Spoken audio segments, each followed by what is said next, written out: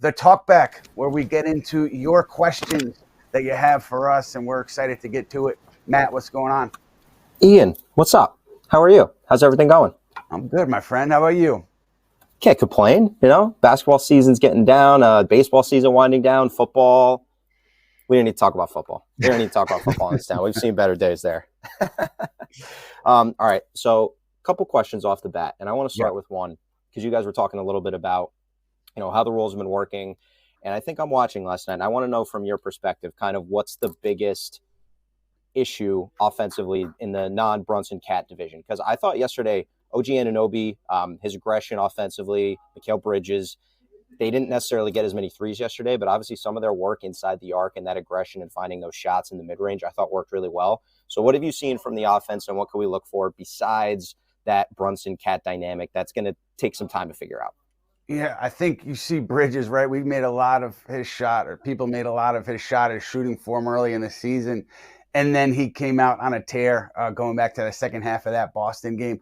Obviously, his shot is fine. I think you do need him to be among those taking more three-pointers, but Bridges in the mid-range has been very good and very effective. So that's a weapon that's going to be there for them all year long. And Anunoby, I mean, whether it's pulling up for a contested jump shot or coming in off the dribble and shooting a mid-range or getting all the way to the basket, I think his game has evolved offensively, and he's doing things here that maybe you didn't see that much in Toronto. Even with this low usage role that he's in, he's been very impactful. But I think by and large, if you take Brunson and you take Cat out of the conversation, you're wondering, what happens off the bench here? Is it McBride giving you points every night off the bench?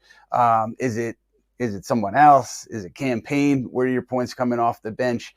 And then Josh Hart. How does he fit into the ecosystem of this starting five? I think it's gone fairly well for Hart so far. It's going to be a new role for him, fewer shots, but I think he's taken advantage defensively, creating opportunities for himself, loose ball situations, rebounds. He's been pretty good so far through these 3 games. And as we're talking about all these guys too, Ian, we've seen, I think more than even the past couple of years, when we've seen Tom Thibodeau like to have his rotation, his set, his guys. I think every game this year so far, there's been a guy that's come off the bench that kind of makes you raise your eyebrow and go, all right, I guess that guy's getting minutes tonight. Against Boston, it was Dadier. Last night, you guys talked about Huck Porty. So I think they're going to continue to kind of feel all this out. It's so early in the season, right? You guys were talking about it too. It's going to take them time. Yeah, I think it's fair to say, let's take a look December 15th or Thanksgiving and see what you've seen trend-wise at that point. I really think also, you talk about what moves may be coming.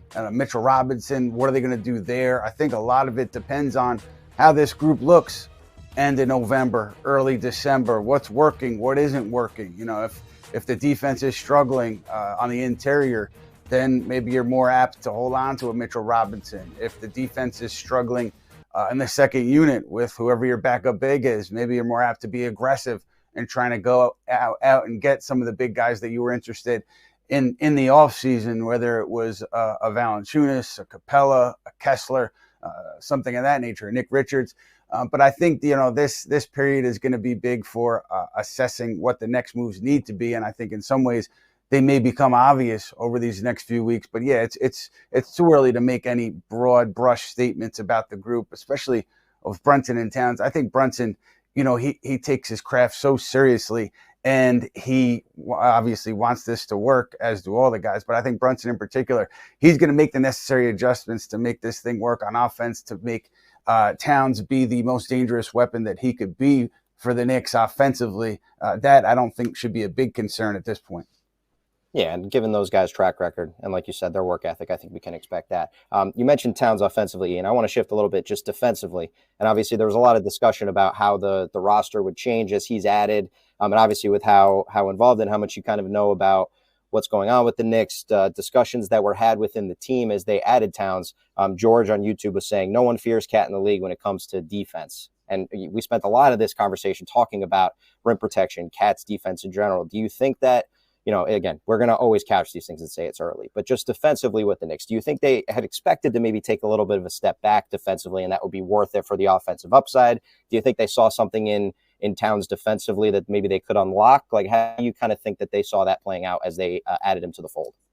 I think just if you caught them in an honest moment, I think they would say, yes, we're willing to take a little bit of a hit defensively because of what Towns can do for us on offense, spreading the floor, spreading the defense, creating more space for our guys to operate in, and obviously a threat from the perimeter. And so I do think that, if it's not a press conference setting and if it's a more honest moment, that's probably what you would get from these guys. But I thought it was interesting that Kenny Atkinson said before the game that he thought Towns was much better defensively now than he was, his first couple of years in the league. However, you look at what Minnesota did, right? They made a huge trade for Rudy Gobert, in part because of Gobert's strength as a defensive anchor, and that was something that, obviously Towns wasn't giving them enough of. What you think, though, is functionally with this defense, with Anunoby, with Bridges, with Hart, with McBride, how do you mix and match and to really get stops where it counts, right? I was talking to somebody who was around this team a lot a couple weeks ago about this. He said, listen, offensively, I think the Knicks will be fine. Defensively, yeah, maybe they'll take a hit, but there's enough there for them to get stops late in close games when you really need them to win ball games. And that didn't happen, right? Monday against Cleveland, the Knicks really kind of, I don't want to say they let the rope go, but they struggled defensively in the fourth quarter.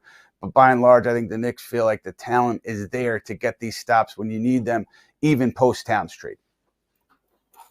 And I think as 3 games into the season, as they start to figure things out, I was laughing. I saw our graphic from last year that was kind of our Knicks hype graphic for the season. And on there you had Quentin Grimes, RJ Barrett, Julius Randle. You look at how much has changed over the course of a year, not only with the roster, but just how they're going to learn to play with each other. It's going to be so different as we get to the spring. So, Ian, my last question is kind of a fun one for you because I don't know if we've ever asked you this question on the show. What is your favorite current New York Knicks uniform? When they're wearing that uniform, you're like, they look sharp tonight out on the floor. So we got, obviously, they wore the ones last night. They got their normal white, their normal blue. What's kind of your favorite ones these days? Man, I'm such an old man, Spenley. I can't get into That's why we need your tape. The Sunday uniforms, the city editions. Nothing really, nothing hits me like the old Knick uniforms. I'm talking about the mid '90s, those early '90s uniforms. So I like the simplicity, and so I do like that basic blue. I just wish the NBA would go back to the traditional white and non-white jerseys, white home, colored on the colored jersey on the road. It just gets so mixed up in the league. I understand they need to sell jerseys. They need to draw eyeballs. I get it. I guess I'm just a traditionalist in that way, but I do really like that simple Knick jersey, the white homes and the road blues. And I wish we could see those more often just from an aesthetic standpoint. Matt, where do you stand on that as a younger hipper gentleman? Let me represent my generation here. We're probably not that far apart in age, Ian. I'm the same as you, honestly. I think that we get a little carried away with all of the different versions of jerseys. When I flip on the TV and they have their very basic white New York jerseys on, I'm just like, okay, love how this looks. Feel like it's clean, gets the job done. I was never as big a fan of the late 90s, early 2000s with the black trimming.